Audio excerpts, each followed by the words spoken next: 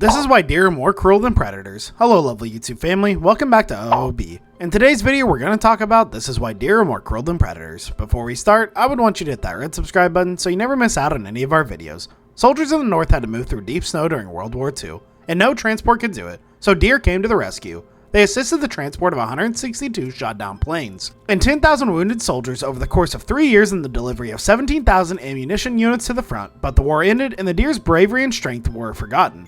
The participants of this Arctic rally saw the power of the deer for the first time in 74 years in the winter.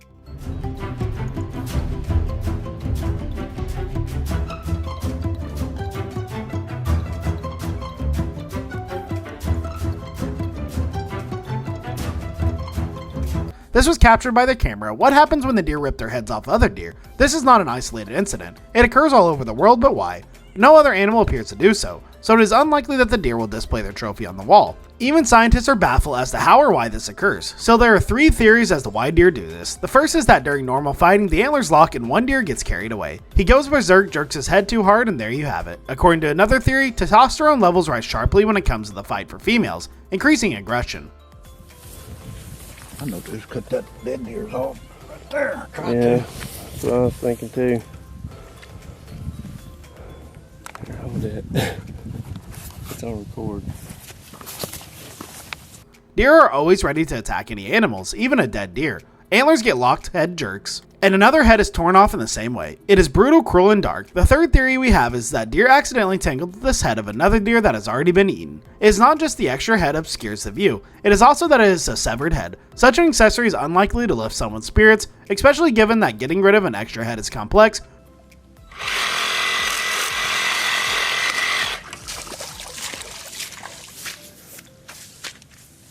Yeah. Requires you to move around, eat, and avoid predators on the spot. Deer in temperate climates shed their antlers in the spring and grow new ones in the autumn. They will get rid of an extra head with the help of antlers. The important thing is to survive to the point. By this time, the testosterone levels drop as this is the hormone that makes the antlers grow and harden, as it is responsible for many other changes in the male deer's body. This is true not only for deer. Testosterone also affects humans.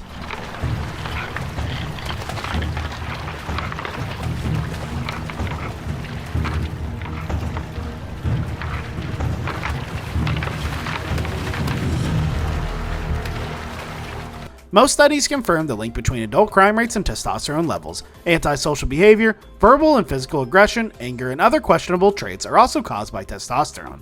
It appears that it affects people in the same way it did before, when fighting for females was necessary for some literal sense of the word. Too much hair on the face and body is a result of too much testosterone. You'll probably witness how it occurs. Animals, on the other hand, do not have the ability to cope with the adverse effects of testosterone. It is unlikely that a lion will pause in the middle of a fight to think. 3 dead deer with locked antlers were discovered in Ohio in 2010. They were fighting on the bank of a reservoir. One of them tripped and fell into the water, dragging the other deer behind them. She snapped these photos as the man in the orange shirt realized too late the bull elk was charging. A car drove in front right as the animal attacked. We yelled out the car, "Are you okay?" He gave us a thumbs up, but then when he stood up, we noticed his back was bleeding. Unable to untangle themselves, all 3 deer drowned. But the deer's rage is not limited to their own kind. Deer are the deadliest animals in America, according to statistics. The number of people killed by the animals in this area is still relatively low. It is one in nearly 1.4 million chances that an animal will kill you, but it will not be a bear, a venomous spider, or a cow. By the way, cows are the 4th most likely animal to kill a human, but deer are the 1st. A deer may attack a person during a mating season. However, the majority of deaths occur as a result of an accident. Deer's natural habitat is shrinking as cities grow, and they frequently wander the roads, causing traffic accidents. It'll be challenging to persuade the deer not to do this. Chestnut tried to get away, but the deer kept charging. He walked like a bear up on his hind legs, and with his little ears pinned back, and the sucker pounded me down to the ground. And no fences will help. They will have only a negative impact on wildlife. As a result, scientists have devised a new method of protecting people, animals, and automobiles. They paint the antlers of deer with relative paint. To be honest, this sounds strange. No, on the one hand, it makes sense. The paint will have no effect on the animal's health, the deer's glowing antlers will be visible to drivers, and the deer will look fantastic. However, how do you persuade wild deer to paint is beneficial to them?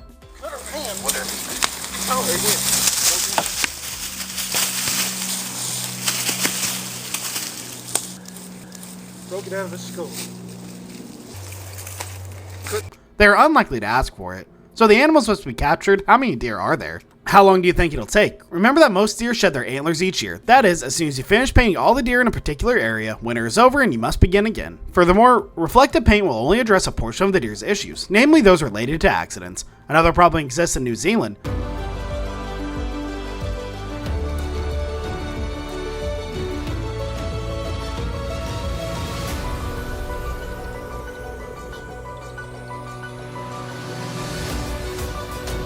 Deer have become pests due to a lack of predators. Mice, grasshoppers, and large mammals with antlers are easy to mix up. Deer multiply quickly, eat livestock grass, sometimes destroy crops, cause soil erosion, and upset the environment's balance. You can paint them as much as you want from a spray can, but it'll not help. Although deer may feel at ease in New Zealand, animals frequently die from the most unexpected and even absurd causes. Scratching your antlers against a tree can be fatal. A single careless movement in the branches will turn into a lethal trap from which a deer will be unable to escape. It is not the same as ripping the head off, but it is still a horrible death. Do you believe that this is all that nature has in store for the deer? How about a pair of hairy eyes?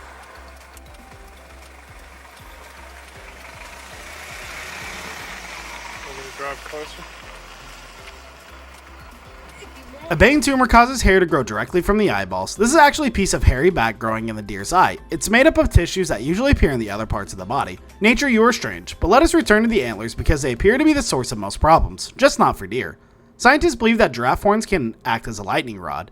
The circumstances surrounding the death of 2 female giraffes in South Africa's Rockwood Wildlife Sanctuary by a lightning strike suggests that horns may have similar properties to lightning rods. One of the victims' horns was severely damaged, presumably due to a lightning strike. If a tree grows in the middle of the savannah and a giraffe stands nearby, lightning will strike the latter. So far, this is just a hypothesis. Scientists do not have enough evidence to prove or disprove it, but thunderstorms are known to harm animals. A lightning strike in Norway has killed more than 300 deer. Yes, just one strike was sufficient, and the reason for this deer's fondness of gathering in large groups. Everything would be different if the animals kept their distance. However, the lightning does not have to strike a specific deer. It can simply strike the ground. The energy then spreads across the surface, causing a discharge if you are nearby. As a result, you have probably figured it out by now. This incredible migration can take place right under our noses in the year 2012. Thousands of animals moving 150 miles. When Zeus or Thor do not like you, this is what happens. Is there a way to keep this from happening? Indeed. If you follow the safety rules, which you probably already know without my help, but unfortunately the deer are clearly uneducated. Even the most educated people, on the other hand, do not know everything there is to know about lightning. For instance, lightning can be captured in a bottle, and this is not a metaphor. The only successful experiment took place in a laboratory setting. The bottle was actually a jar with a battery inside, and the lightning was created artificially. The discharge, on the other hand, was actually caught. Just in case, I will state that you should not attempt to repeat this experiment, particularly on the street. What could happen if you are chasing a thunderstorm? Ask a deer. That's all for today. I hope you liked the video. If you did, make sure to hit that like button and subscribe to the channel so you never miss any amazing video from us.